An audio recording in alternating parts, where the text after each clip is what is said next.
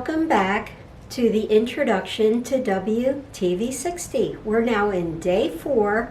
I am Dorothy Kelly, the founder, executive producer, and main filmmaker of our platform. But after today's show, I'm hoping that is going to change. So here's the brief recap. Day 1, we did the introduction. What is our mission statement? A little bit about me. Day 2, we talked about content. What kind of shows we've had in the past and where we're going in the future. 3, very important, how you can participate as a viewer or as a producer. And today's topic really could have fit into either one of those other shows, but I made it a standalone piece.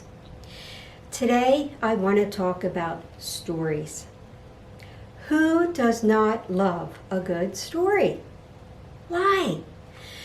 They can inspire us, educate us, encourage us. They can make us feel like we're not alone in whatever it is we're experiencing in our life at the present time or at some point in the past. They can give us insight into a behavior that we have, a belief we have, thoughts we have, some action that we're taking in our lives. When we listen to somebody else telling a story, it can make sense for some part of our own lives. Now, 52 weeks a year. If you think about it, I try to produce content on a weekly basis. I hope that by the end of this show, I am going to have some women that say, no, I'm going to step up. I have a story that I want to tell. Couldn't we at least get 52 stories as a start? What is it about women? We don't always have the platform, do we? We're not always, especially older women, our demographic. We're not always the one being highlighted on the news, television show, the talk show. We're not a star. We're not a younger person. But we have a lifetime of experiences, don't we? And think of the changes that have happened in our lifetime. So our demographic, 60 and older. There are plenty of people that are over age 90 and even 100. In fact, a few months ago, I looked up the statistic. 92,000 people, men and women, are over age 100. Wow, I saw that number and it shocked me. I couldn't believe it. I'm thinking right now, do I know anybody? And maybe 1 or 2 people, but somebody knows them. 92,000 people is a lot, and it's only going to grow. We know that a lot of people are living longer. So count back now. What year were people born? 20s, 30s, 40s, 50s, etc. So when we look at the way the world exists right now, between technology, innovation, healthcare, etc., that's not the way many women in our demographic grew up. What was life like in the 30s, the 40s, 50s? Now we're getting into my territory. You know, so many changes have happened. And there's so many interesting tales out there. Now, I'm not the first one that's promoting this idea of telling stories. Folklore are stories, aren't they? And they've lasted throughout time. And even on current television, podcasts, etc., stories exist. So I'm just looking for people that will join our community that have a great story to tell. We welcome you in. We invite you. There's always something that we can learn. Life is changing constantly. And we got to keep up. We don't have to. But what if you don't? Stay behind? Stay static? Life is exciting. And there's always new things to do and learn and see and grow, ways to grow. And that's what stories can help us do. Encourage us to take a bold step. So one of the themes that I really like around stories, I'm inviting women to share a story of a proud moment in their lives. For our programming coming up in March, proud in their lives. Not something they did necessarily for somebody else or for their children, but what did you accomplish? What do you feel most proud of? I wanted this. I took the action and I accomplished it. And I am proud of myself. We're not always encouraged to think that way about ourselves. I'm proud. But frankly, I am proud of my life. I feel like I've done quite a bit and I'm fairly successful. Relative term, right? But what have you done? So even 52 weeks of proud women stories, those are ones that can encourage and inspire us to really think back, but what have I done? And if you're not there yet, it's okay. First off, I already said this, you might not have had the mindset to think I can be proud of something that I've done, but there's always time in the future to do something that you're proud of. I have filmed 3 shows which will be coming up in later time. They have to do with a program I'm going to film in a few days, part of our 10-part series about our legacy. Not going to get into it today, but I filmed 3 short shows around this topic. You have to stay tuned to see what those titles are. Stories. With this broadcast today, there will be a clear link of where you can send us a message to let us know, obviously, who you are, your contact information, how we can reach you by email, and just like a little bit about what that proud story is. I know there are thousands of women out there, thousands, that have proud stories. When we look at the history books, they're not always from the women perspective, are they? But look at all the things that women have accomplished.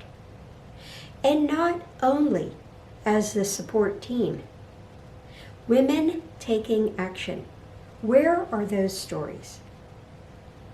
Wasn't the film Hidden Figures fantastic example of women given the opportunity to do something great? Where are you? Where are the women out there in our community that are proud of what they've done? Now that's just one style of story. Also coming up in May, I'm looking for stories for women as mothers. Motherhood is not easy. When you look at some of the hardest jobs in the world, it's got to be up there with the top, whatever number, 3, 4, 5. Maintaining a household, working, raising children, having your own life, if one actually can exist outside of all of your responsibilities. So we really want to give women that know they've done a great job with their children a chance to share those stories.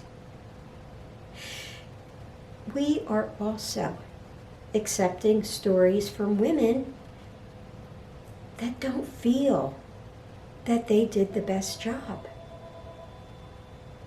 If you have the courage to share a tale, your story might be just the thing that a young mother right now that's struggling could listen to, and it could help change the course of their life.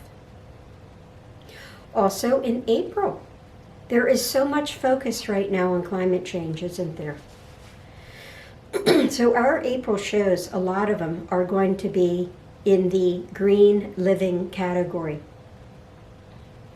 So is there something that you're doing in your life to help combat climate change? Climate change problems can feel so beyond what we can do as individuals. But all these little steps in green living add up, and they can make a difference. Protecting our planet, Mother Earth, it's everybody's responsibility. So that's another topic. Those are the ones I know we have coming up, March, April, May. But there will be more topics. And we're not only limited to those topics, but we want stories. Our platform is set up to encourage women and to give women the opportunity to share something about themselves. So I hope something I said resonated with you and you thought, oh, I really want to talk about this, whatever this is for you. Now, there are a lot of ways that we can make this happen. First, I'm going to be uploading a film I already produced about how to tell a story. We want them to be interesting. Do they have a beginning, a middle, and end? What is the point? How you best deliver a story. That's one show already in the can, as they say in the movie world. Also, we have a show of like the mechanics of how to do it. Are you going to film your own show using your phone? You know, so many of us are taking selfies right now, selfie videos. So it could be one you produce yourself. We'll have to give you the tips of how you upload it. Maybe you want to be on a Zoom call. That's possible. I have Zoom. You probably have Zoom. We could create a show, like if you're a little nervous, we could create a show, a story that's more like an interview, where we know there are going to be leading questions that are going to help you get through some of your fear and anxiety about getting in front of a camera. There can be live shows. I live in the West Coast, in San Francisco. I haven't said that about myself yet. If you're in the Bay Area, I can come and film you. There are plenty of ways from the mechanical side of how we're going to do these shows, or stories, I should say. But that also works for shows. If you're a producer, like I mentioned in week 3, we could produce something together. If you have one story or many, and you're not ready to go national, just share them with a friend. We get together with our friends all the time, don't we? We don't know everything about each other. You could have one of those fun nights where you say, okay, come and share something we don't know about you. It's really a great way to expand the bond that you have with the women in your life. You know, our sisters, not blood relatives, but the women in our lives that we connect with. Supportive, confident, funny, exaggerated, you know, whatever words we use to describe the women in our lives. There's always something new we could learn about them.